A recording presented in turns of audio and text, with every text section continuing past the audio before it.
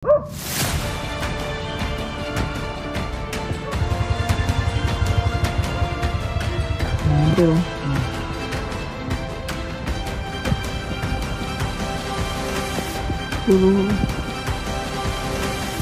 araw nga pala guys ay maghanap kami ng gagamba dahil malapit na yung uso ng gagamba ngayon guys. Kaya sa video ito ay try namin kung makahanap pa kami ng malaking gagamba ngayon.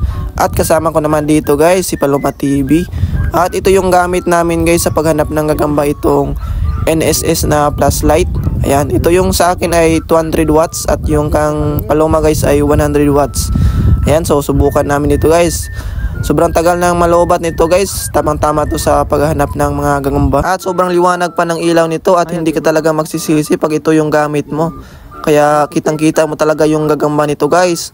At sa gustong magkaroon ng ganitong flashlight ngayong gagamba season, i-visit mo lang yung TikTok account ko guys at makikita mo doon sa showcase yung flashlight na to. At sobrang mura pa ngayon guys dahil nakasale sila ngayon. At ngayon ay pupunta na kami doon sa spot namin ngayon sa Hagonoyan. So update ko lang kayo guys pag nandun na kami. At pagdating namin dito guys, at ito yung unang bumungad na gagamba. Ito ang itima na gagamba guys, gagambang Hagonoy.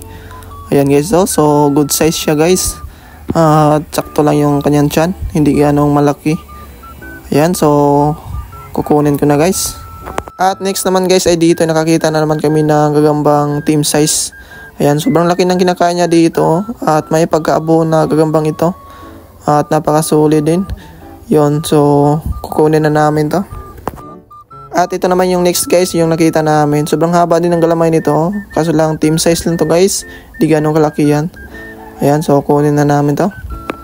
At dito naman guys, nakakita kami ng gagambang tigrihan. Grabe guys, sobrang laki nito guys oh. Medyo may pagkabutsog lang siya konti, pero konting alaga lang nito ay maganda na to guys. Ayan oh, so grabe. Napakasulit ng gagambang ito guys. Ayan, so hindi na namin to papatagalin. So dakmain na namin to. At agad na dito inilagay ni Paloma guys sa plastic. Ayan, so sa plastic lang namin dito nilagay. Okay. At dito naman guys, nakakita kami ng sobrang haba ng galamay ng gagamba guys. Oh, grabe, sulit to. Ayan, so hindi na namin to papatagalin guys. Kunin na namin to. At next naman guys, itong good size na gagamba. Ayan oh, so may pagka mala orange yung kanyang tiyan. Na may pagka tigre din to guys oh. Ayan, so napaka-solid. So dakmain ko na. At dito naman guys, may nakita si Paloma TV ng gagamba. So tingnan natin kung malaki ba to. Ayan, so hindi siya ganong malaki guys. May pagka kuwan lang, team size lang to. Ayan, pero goods na to guys. Ayan, mahaba din ng galamay nito at sakto lang yung kanyang tiyan. Ayan, so kunin na namin to. At ayun na nga guys, andito na kami sa bahay, nakauwi na kami. So ito lahat yung mga nahuli namin gagamba. So konti lang pero goods naman.